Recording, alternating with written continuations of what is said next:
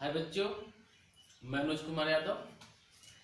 आपकी जो कक्षाएं चल थी डीएलएड फर्स्ट सेमेस्टर, उसमें हम सभी अपनी कक्षाओं में पढ़ रहे थे कौशलों के बारे में, जिसमें तमाम प्रकार के कौशलों के बारे में जानकारी दी गई थी, जिसमें आपका प्रस्तावना कौशल, व्याख्यान कौशल,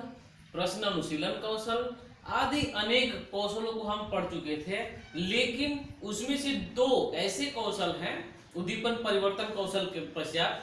कि एक पुनर्वलन कौशल और पाठ समापन कौशल को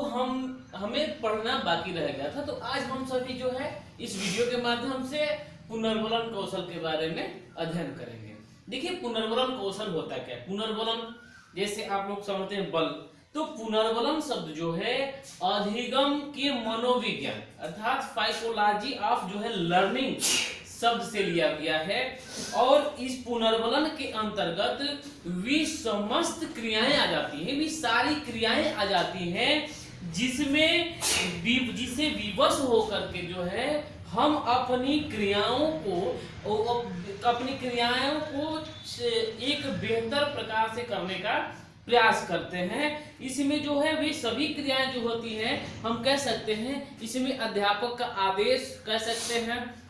छात्र अपनी स्वक्रियाएं जो वह करना चाहता है उसे संबंधित होता है, माता पिता के आदेश आदि संबंधित होता है, तथा वे अपनी बड़ों के मान सम्मान के साथ साथ सामाजिक मर्यादाओं के आधार पर भी वह अपनी क्रियाओं में परिवर्तन करने का प्रयास करता है। तो ये सभी पुनर्वलन कहलाती हैं, ये पुनर्वलन की ही क्रियाएं कही जाती हैं। तो इसमें जो है पुनर्वलन के अंतर्गत हम कह सकते हैं कि वे सभी क्रियाएं जिसके माध्यम से कि हमें किसी न किसी रूप में विवश होकर के अपने व्यवहारों में परिवर्तन करने के लिए किया जाता है, वो पुनर्वलन कहलाता है। चाहे वह स्वयं की इच्छा हो या फिर अध्यापक के आदेश से होता हो या फिर अपने माता पिता के निर्देश या आदेश के आधार पर हम अपने व्यवहारों में परिवर्तन करते हैं, पुनर्वलन कहलाता है। तो हम पहले इसके अर्थ ये हो गया, इसके बाद हम कुछ परिभाषाओं के आधार परिभाषाओं को देखेंगे, जिसमें दो विद्वानों की परिभाषाओं को हमने आपके इस ब्लैक बोर्ड पे अंकित कर दिया है, जिसमें पहली परिभाषा जो है हल के द्वारा दिया गया है। तो हम हल के द्वारा दी गई परिभाषा का व्याख्यान करते हैं कि हल ने कहा कि पुनर्वलन एक प्रकार का पारितोषिक है। पारितोषिक से संबंधित आप जानते होंगे कि अगर हम कोई क्रियाएं करते हैं तो हमारे शिक्षक या हमारे माता पिता जिस कार्य के बदले में कुछ पुरस्कृत करते हैं या फिर उसे अच्छा या बुरा जिस प्रकार से निर्देशित करते हैं जिसे हमें अपनी आत्म की संतुष्टि होती है, पारितोषिक होता है। तो उसी प्रकार से पुनर्वलन एक प्रकार का पारितोषिक होता है, क्योंकि यह एक उद्दीपक है, क्योंकि जो भी संवेदनाएं हमारे अंदर उत्पन्न होती हैं और जो उसमें उद्दीपक जो हमारे सामने उद्दीप्त होते हैं, उसी उद्दीपन के साथ ही हमारे व्यवहार भी आते रहते हैं। तो यह एक उद्दीपक होता है और जो विशेष अनुक्रियाओं की संभावनाओं को परिवर्तित करने की क्षमता रखता है। अर्थात जो हमारे क्रियाएं हैं उन क्रियाओं के आधार पर शिक्षक या कोई भी व्यक्ति जो है हमें जो पारितोषित करता है, जिस प्रकार के निर्देश देता है, उन उद्दीपनों के आधार पर ही हम अपनी अपनी क्रियाओं में बदलाव लाने का प्रयास करते हैं। तो यह संभावना उसमें हमारे व्यवहारों में परिवर्तित करने की क्षमता रखती है। ये परिभाषा हल के माध्यम से हुआ। अब दूसरी परिभाषा हमने लिखा है W.F. हिल के अनुसार हिल क्या कहते हैं कि पुनर्वलन अनुक्रिया का परिणाम है। अर्थात जो हम क्रियाएं करते हैं वह उन क्रियाओं का ही परिणाम पुनर्वलन का होता है, इसके माध्यम से भविष्य में उस अनुक्रिया के होने की संभावना बढ़ती है। जैसे कक्षा में आप लोग पढ़ते हैं तो जो भी अध्यापक है या जो भी शिक्षक है, तो हमारे सामने जो हम छात्र जो क्रियाएं करते हैं उन क्रियाओं को अगर वह सही होता है तो हम वेरी गुड, बहुत अच्छा ठीक कहा आपने, आदि के माध्यम से पारितोषिक आपको देते हैं, ठीक है, या फिर आप कुछ उसकी आपकी जो क्रियाएं कुछ गलत होती हैं या फिर अमान्य होती हैं, उनको सुधारने के लिए कुछ निर्देश या उस प्रकार के आपको अनुक्रिया करने का प्रयास किया जाता है। उसका कारण मुख्य रूप से क्या होता है कि आप आगे की कक्षाओं में या आगे भविष्य में अपना परिवर्तन कर सके। तो ये आपके ये हिल ने कहा है कि पुनर्वलन अनुक्रिया का परिणाम है, जिससे भविष्य में उस अनुक्रिया के होने की संभावना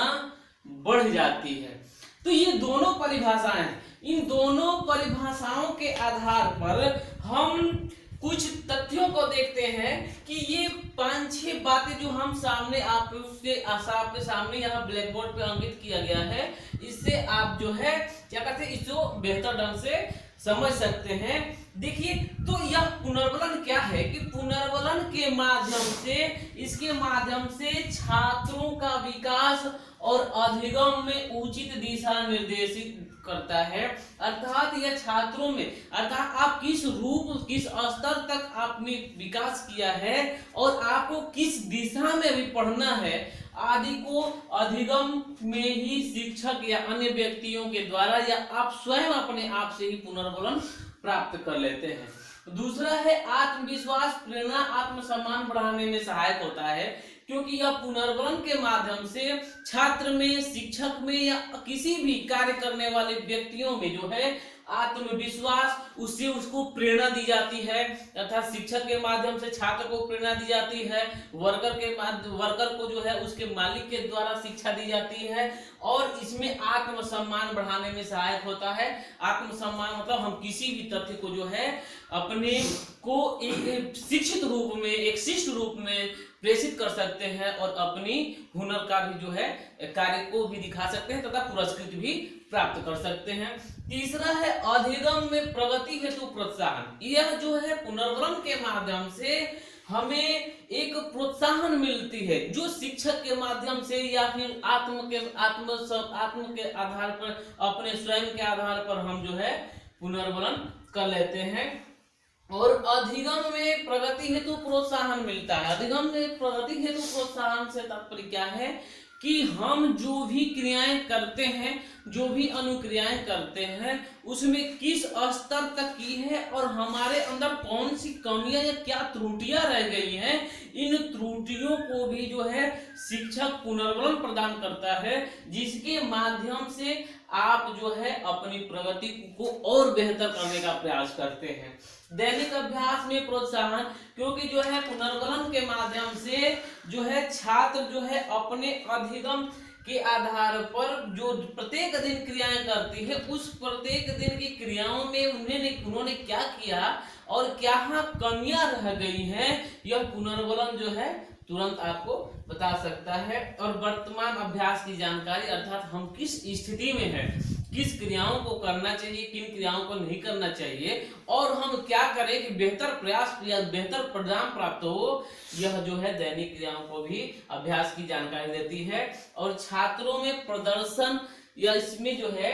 शिक्षक के द्वारा छात्रों के प्रदर्शन में सुधार करने के लिए सुझाव दिया जाता है, यह इस पुनर्वलन के माध्यम से। ठीक है, तो आज इसके बाद जो है